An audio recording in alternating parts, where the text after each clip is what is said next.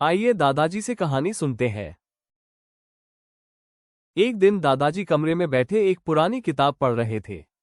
उनकी आंखों से आंसू बह रहे थे। तभी अचानक कमरे का दरवाजा खुला और अली और आयत अंदर आए।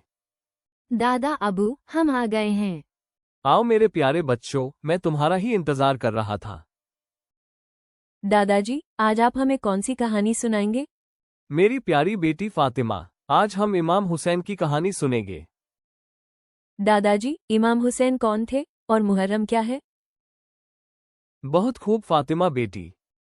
मुहर्रम इस्लामी साल का पहला महीना है। यह महीना बहुत मुकद्दस है। इस महीने में हमें एक बहुत बड़ा दुख मिला था। कौन सा दुख, दादाजी? हजरत इमाम हुसैन अलैहिस्सलाम की शहादत का दुख। इमाम हुसैन हमारे नबी हजरत मोहम्मद सल्लल्लाहु अलैहि वसल्लम के नवासे थे।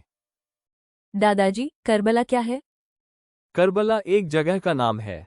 यह इराक में है। वहां बहुत बड़ी जंग हुई थी। लेकिन यह आम जंग नहीं थी। ये हक और बातिल की जंग थी। बात ऐसे शुरू हुई कि हमारे नबी के बाद मुसलमानों के बीच लड़ाई हो गई।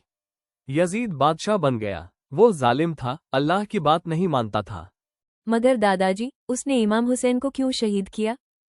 यजीद चाहता था कि इमाम हुसैन उसे बादशाह मान ले, मगर वो एक जालिम बादशाह था, अल्लाह की बात नहीं मानता था, तो इमाम हुसैन ने उसका इनकार कर दिया। मगर दादाजी, इसमें गलत क्या है? वो तो अल्लाह की बात भी नहीं मानता था। सही कहा बेटी।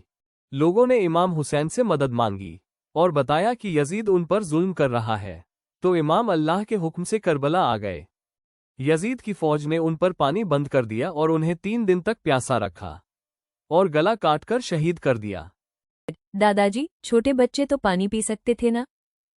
नहीं मेरे प्यारे बेटे, इमाम हुसैन के सबसे छोटे बेटे हजरत अली असगर माह के थे।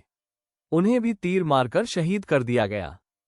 जब सब शहीद हो गए तो जालिमों ने उनका भी गला काटकर शहीद कर दिया। खेमों को आग लगा दी और उनकी ख्वातीन को कैदी बना लिया। दादाजी, ये तो उनके लिए बहुत मुश्किल था। हाँ बेटी।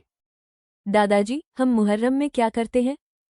हम मुहर्रम में गम मनाते हैं, काला लिबास पहनते हैं, अज़ाखाने सजाते हैं, मजलिस पढ़ते हैं, जिक्र इमाम हुसैन करते हैं और उनकी तकलीफ पर रोते हैं। दादाजी, हम उन्हें क्यों याद रखते हैं? ताकि हमें याद रहे कि इमाम हुसैन ने अपनी जान, औलाद, घर सब अल्लाह की राह में कुर्बान किया और इस्लाम को जिंदा किया। दादाजी, क्या हम भी इमाम हुसैन की तरह अच्छे बन सकते हैं? जरूर मेरे बच्चों, तुम सब भी सच बोलो, नमाज पढ़ो और किसी को तकलीफ न दो, तभी तुम अच्छे बन सकते हो। दादाजी, हम इमाम हुसैन का गम हमेशा याद रखेंगे और कभी जुल्म नहीं करेंगे। अल्लाह तुम दोनों से राजी हो और तुम्हें खुश रखे। कल तक खुदा हाफिज मेरे प्यारे बच्चों। आप भी दादाजी की बातों पर अमल करके इमाम हुसैन की तरह अच्छे बन सकते हैं। अल्लाह हाफिज।